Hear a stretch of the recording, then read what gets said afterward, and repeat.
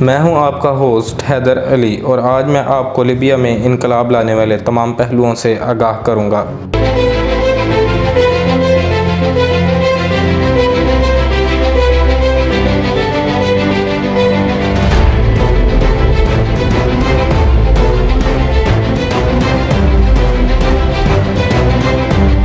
17 فروری کو لیبیا کے جلا وطن رہنماؤں نے لیبیا میں یوم غضب منانے کی منصوبہ بندی کی۔ نیشنل کانفرنس برائے حزب اختلاف لیبیا نے اعلان کیا کہ قذافی حکومت کے خلاف تمام مخالفین اس احتجاج کے لیے نکلیں۔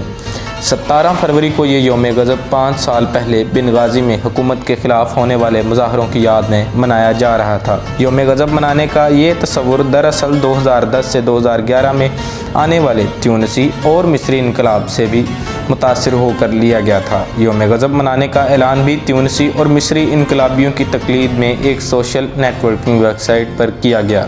یوم غضب کے دن بنغازی، دما، زنتان اور البدایہ وغیرہ میں شدید احتجاج اور مظاہرے کیے گئے۔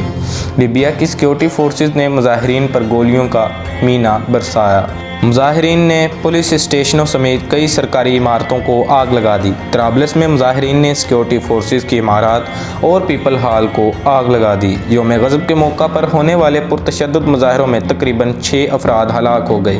4 دن تک جاری رہنے والے ان مظاہروں میں ہلاک ہونے والوں کی تعداد 20 تک پہنچ گئی اور درجنوں زخمی ہو گئے۔ لیبیا کے مشرقی علاقے میں مظاہرین کی ہلاکتوں کی وجہ سے سیکورٹی فورسز کے کئی اہلکاروں کو بھی برطرف کر دیا گیا۔ جمعہ 18 فروری کو مظاہرین نے لیبیا کے شہر تبروک میں صدر قذافی کی ایک یادگار مٹا دی۔ ملک میں کوئی تحریری آئین نہیں تھا بلکہ ملک کو صدر قذافی کی تحریر کردہ سبز کتاب میں مندرجہ صدارتی احکامات کے مطابق چلایا جاتا تھا۔ یہ کتاب صدر قذافی نے 1970 میں ترتیب دی تھی۔ اس کتاب کی کاپیاں بڑی تعداد میں یوم غضب کے مظاہروں کے دوران برسر عام نظر آتش کی گئیں۔ یاد رہے کہ مصر اور تیونس کے حالیہ انقلابات میں اسی طرز پر حکمران جماعت کے دفاتر جلائے گئے تھے۔ جلاؤ گراؤ کرنے والے مظاہرین کا ایک ہی نعرہ تھا: 40 سال سے برسر اقتدار صدر قذافی کو جانا ہوگا۔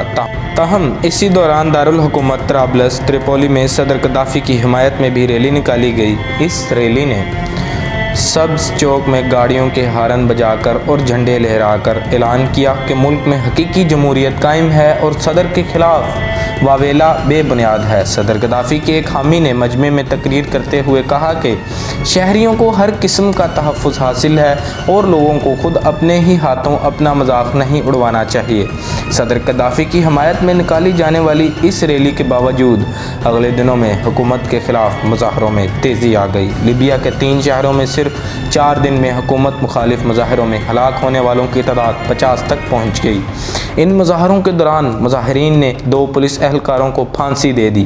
لیبیا کے دوسرے بڑے شہر بنغازی میں حکومت مخالف مظاہروں میں 19 فروری تک 46 افراد ہلاک ہو چکے تھے، مگر ہلاکتوں کی اتنی بڑی تعداد کے باوجود حکام نے مظاہرین کو وارننگ دی کہ ان سے سختی سے نمٹا جائے گا۔ اس طرح لیبیا کی حکومت نے پورے طور پر ان مظاہروں کو طاقت سے دبانے کا عزم ظاہر کیا۔ لیبیا میں ہونے والے ان حکومت مخالف مظاہروں کا دائرہ 5 شہروں تک وسیع ہو گیا۔ 20 فروری 2011 تک مظاہرین اور سیکورٹی فورسز میں ہونے والے تصادموں نے اتنی شدت اختیار کر لی کہ ماہرین کے مطابق لیبیا کے شہر سراپائے احتجاج بن کر میدان جنگ کا نقشہ پیش کرنے لگے۔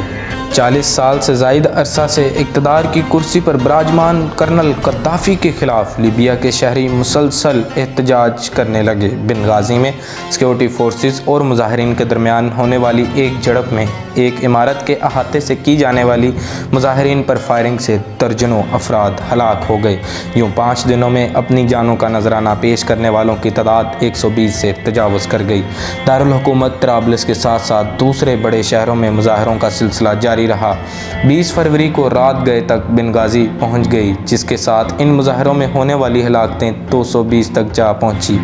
لیبیائی حکام کے مطابق مشرقی لیبیا میں مظاہرین نے سیکیورٹی اہلکاروں کو یرغمال بنا لیا اور دھمکی دی کہ اگر سیکیورٹی فورسز نے شہر البیدا کی ناکہ بندی ختم نہ کی تو مغویوں کو ہلاک کر دیا جائے گا۔ لیبیا کے قبائلی سردار نے حکومت کو خبردار کیا کہ اگر حکومت نے تشدد نہ روکا تو مغربی ممالک کو تیل کی فراہمی معطل کر دی جائے گی۔ دوسری طرف ٹیلی ویژن پر قوم سے خطاب کرتے ہوئے صدر قذافی کے ایک بیٹے سیف قذافی نے کہا کہ صدر قذافی تیونس اور مصر کے حکمرانوں کی طرح نہیں ہے بلکہ فوج اور عوام ان کے ساتھ ہیں۔ حالیہ مظاہروں میں غیر ملکیوں کا ہاتھ ہے۔ اسی دن بنغازی میں مشتعل افراد نے بیرکوں پر حملہ کیا اور کہا فوج اور پولیس کی غلطی کے باعث ہلاکتیں ہوئی۔